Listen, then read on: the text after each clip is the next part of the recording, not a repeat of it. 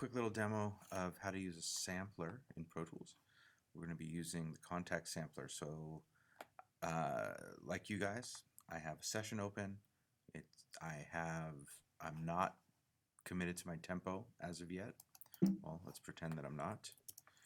And I have a stereo instrument track that I've created, nothing inserted, and I have a bunch of samples that I've cut up and are sitting in a folder on my hard drive. So I'm going to go ahead and I'm going to try not to hit my mouse so loudly because people complain. If I start this up, this is Kontakt, so I just inserted the multi-channel instrument called Kontakt. Some of you have used this, and on the left here where I'm scrolling are a number of different instrument libraries. What makes them sampled libraries, what makes these sample libraries is that they're recordings. So the way that samples are made is that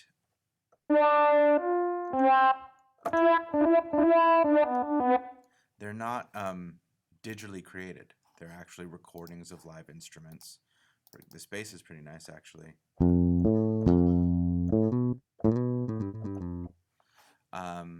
But we're not going to use the libraries for this project. So next to the word libraries, we click on files, and what you end up seeing are the folder structure of your hard drive. I have a lot going on here. So I'm going to click on, I know that within Sampling Demo 2017, I have, that is,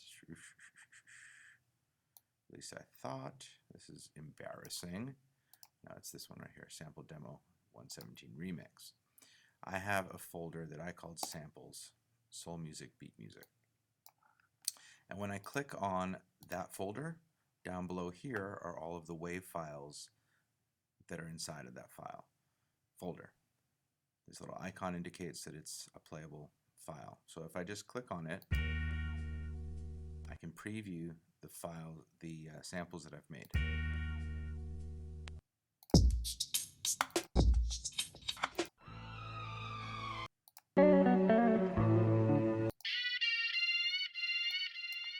Okay, so the way that we're going to access these or use them in our session is we're going to take, I'm just going to grab that and I'm going to drag it into this window here, and it gives us this part essentially. Even at that point, I can put this Kontakt instrument into record ready, and if I hit C3 on my MIDI keyboard, which is what I'm doing, I'm triggering that WAV file to play back.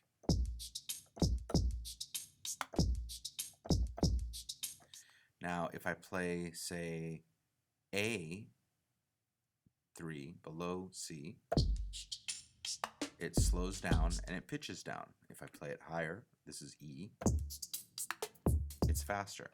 So that's kind of the old school way of beat matching when using samples. And we're going to do some of that today. So let's get down to some nitty-gritty here, though.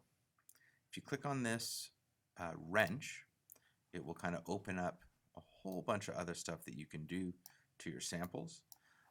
There's effects and filters, all kinds of different things, but I'm not going to go through that right now. I am going to point out this area here where it says Output, Stereo 1, and MIDI channel A1. If you remember when I went over how to use Expand with multiple MIDI channels, what we're going to end up doing is triggering multiple samples on different MIDI channels. And we're also, which is really cool about this particular sampler Kontakt, going to use multiple outputs so that we can keep those sounds separate, and if we want to process them distinctly, we can. So I'm going to click on this again. The only thing I want to show you here is the mapping editor. So I'm going to click on the mapping editor.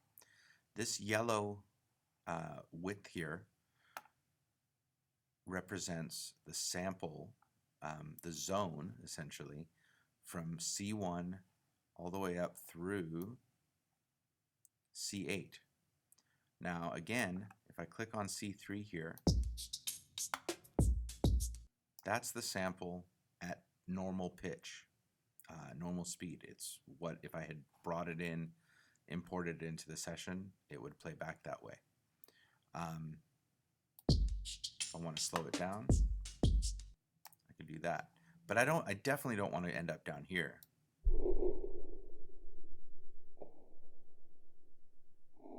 It's kind of cool. There might be a time, but I'm going to say probably not for this session that I have in mind. So I'm just going to come over here and drag and narrow this down because I want to put other samples onto here. So I'm going to move this down to C1. And I'm going to give myself a little bit of width in case I want to change the overall tempo. I'm just going to leave it like that. And then I'm going to close this up. And on MIDI channel 1, output 1, I have this sample. Well, what I'm doing here is a little bit confusing because I'm going to backtrack and show you a couple things you could do. I'm actually going to put this back at C3. I'm just going to widen it out and just leave it alone. So double backtrack. I'm not going to show you something new, but I am going to leave this as one wide sample, even though I'm not going to use the breadth there. So I'm going to close it. I'm going to grab this sample, drag it in. Now, this is already defaulted to MIDI channel 2, which is fine. And for the moment, I can leave this as stereo output 1, just to keep it simple. All right, I'm going to grab that. What else do I want?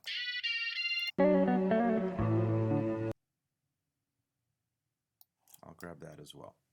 All right, so these are all going MIDI channel 1, MIDI channel 2, 3, and 4. Now, I'm going to go ahead and reveal some empty instrument tracks and show you a couple things here. So, if you do not see what's called the instrument column, if all you see is the inserts, I want you to click on this little triangle and reveal the instrument column, and I want the I/O column as well. Remember that the I/O column is the same thing that you see here as far as your I/O in the mix window. In the instrument column, this little button here underneath all represents or is the MIDI output selector as I rolled over. So I want this first one is going to be MIDI channel 1, the second one channel 2, third one channel 3, and the fourth one I had set to channel 6 before, but I'm going to change it to channel 4. Okay, so now when I come over to strings and put that into record ready, I hear that guitar. It's not strings. Let me rename it more appropriately. If I click on Grant Green guitar, sounds more like strings. Kaufman, you're not organized. And the beat is not a beat at all. Actually, Kontakt is my beat because it's assigned to channel 1. So even though Kontakt is residing here, it's the only channel or the only track where the instrument's inserted. It's my beat. All right, so what's important with this is also to know how long your samples are. 1, 2, 3, 4. It's a perfect one loop beat, loop, one measure loop. So I'm going to go ahead and draw that one in. So remember, on track beat, if my pencil is active there, and I am going to keep it at tempo. Undo that, my pencil, and draw in one whole measure. And let's see if that loops.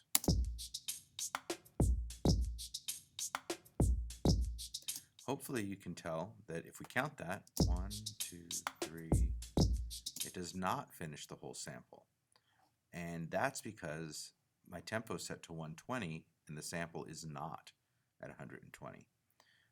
If I were to lower it and slow it down, it will play back even less of it. All right, so for example, how long do I need to draw this out to play back the whole thing? So that's basically the whole sample, but we're a whole beat over. So that's not going to work. So I'm just going to see if the tempo that I had set before is going to work.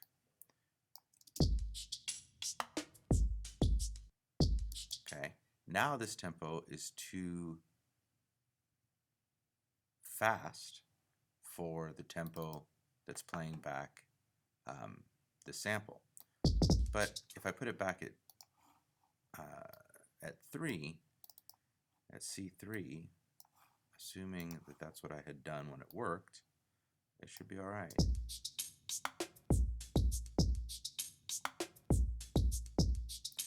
Okay, now some of you say, oh, that's perfect. It's sounding a little rushed to me, so I might experiment here, maybe 99.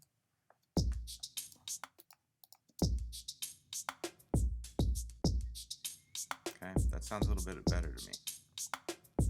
All right, that's, I might let that go. All right, so let's listen to this guitar. Actually, let's not. Let's listen to the strings.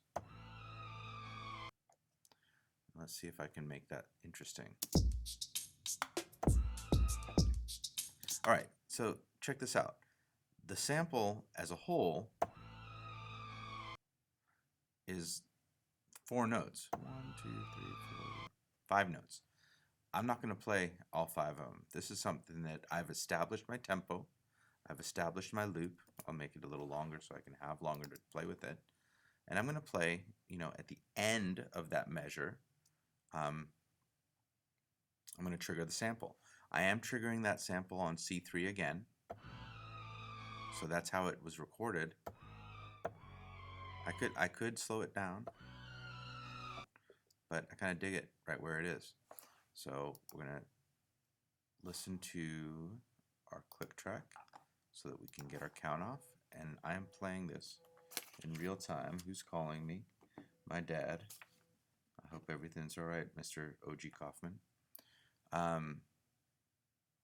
Here we go.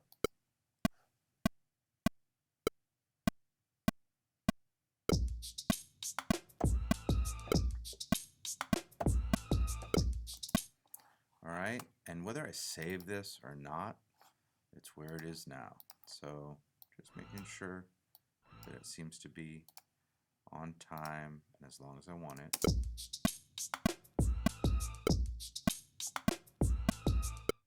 Let's see what it sounds like to play back one more 16th note.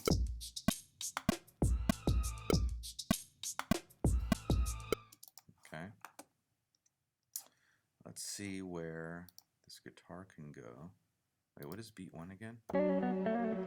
It's really strings 2.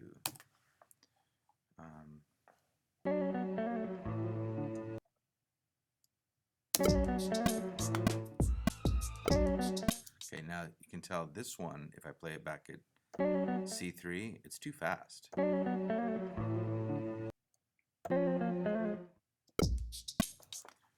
right.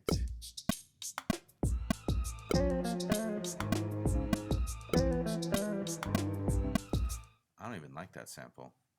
Why am I using it? I gotta come back over here. What is this? All right, so this is kind of real world right here. Because I'm not hiding the fact that I messed up.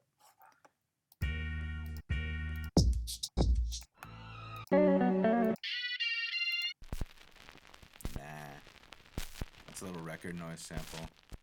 If I can find this quickly enough, maybe.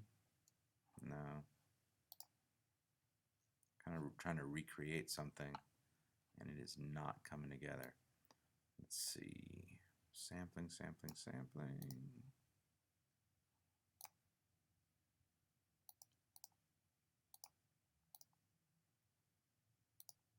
Okay, so this is where we abandon ship. And we just let it be that this is how it works. Kontakt sampling, nah. Oh.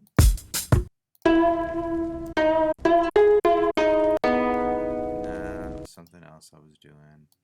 Some G-Easy.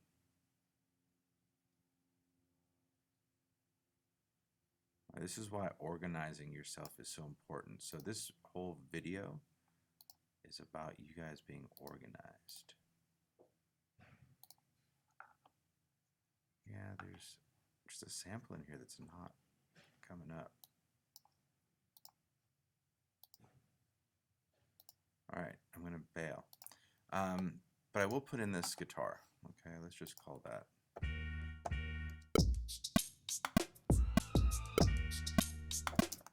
All right, and that one, I'll just draw it in because I know I want it on beat 1.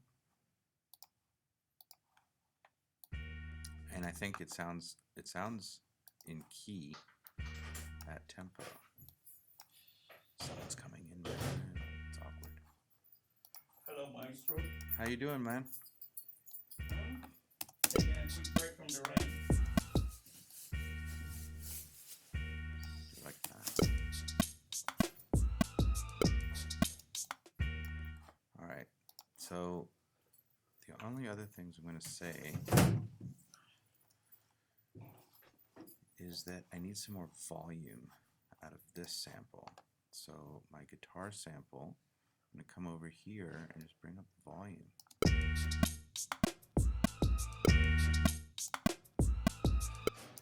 All right, one last thing, this output selectors. So all of these are not coming out of this one track, which is going to keep us from being able to process them individually. So I'm going to leave beat 1 as stereo 1. I'm going to change guitar to stereo 2. I'm going to click here and change strings to stereo 3. Now we need to tell Pro Tools to look for that. And that's where we go to the I/O. Now listen here. This is confusing. We've changed the outputs of the instrument. So we need to change the inputs of the track to receive the outputs of the instrument. There goes the recycling. So I'm going to click on Input, Plugin, Kontakt, Stereo 2, Input, Kontakt, Stereo 3. Now it should sound the same, but you can see that now the outputs are discrete. There's my drums. There's my guitar and my strings.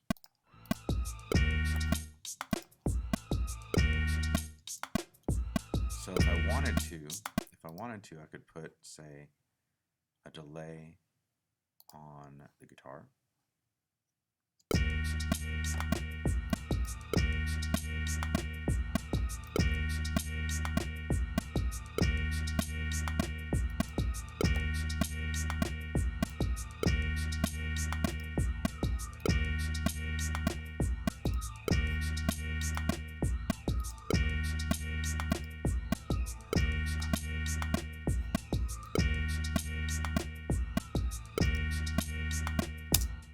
Alright, so there you have it. Instead of this here, I'm going to insert really quickly because this is a requirement. Now, if you get your sample and your tempo accurately, you should be able to add some drums to it. I'll just choose totally random drum kit.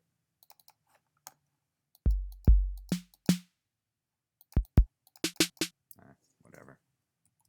I said I would choose a random drum kit.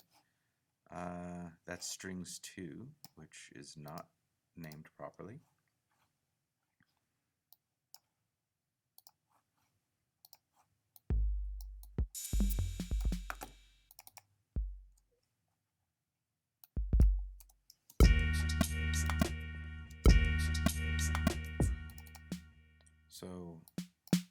interesting. Okay, this is not one of those drum beats that falls on 1, 2, 3, 4.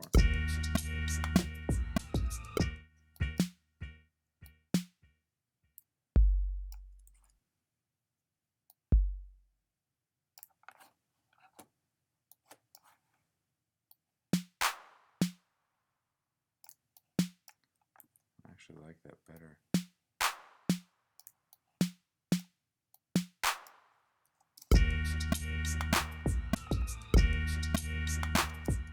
Just so you can hear it a little bit better.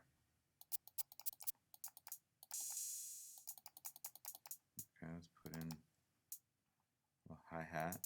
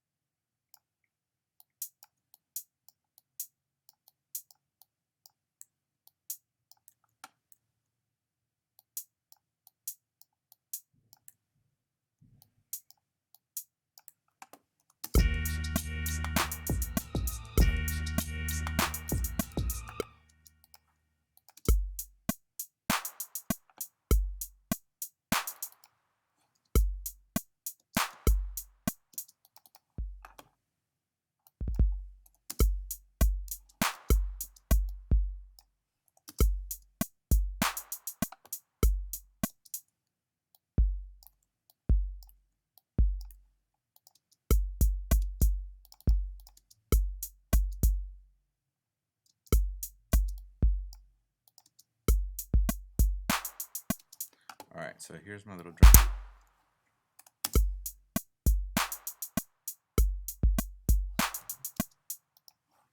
I'm going to add bits and pieces. So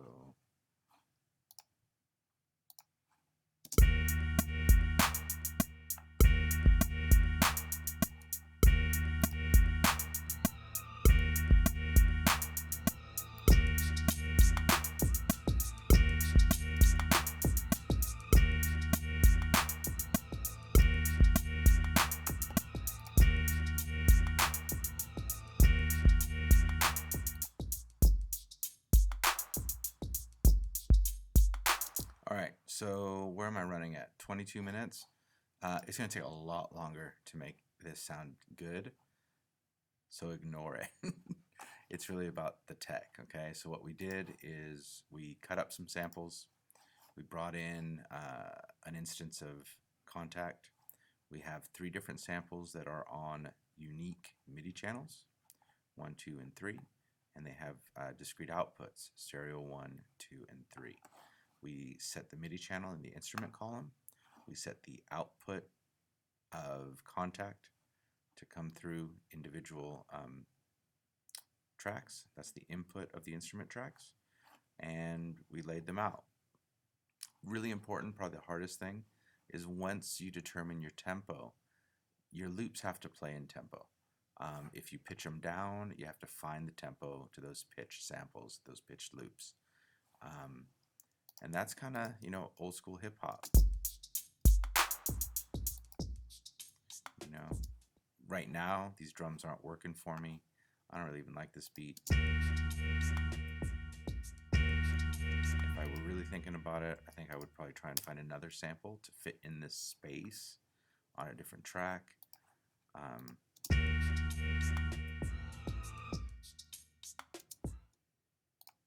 And maybe even the same here. So we have this kind of one measure loop here, maybe a different sample altogether, and a different sample in this area. All right, hopefully that helps. Peace.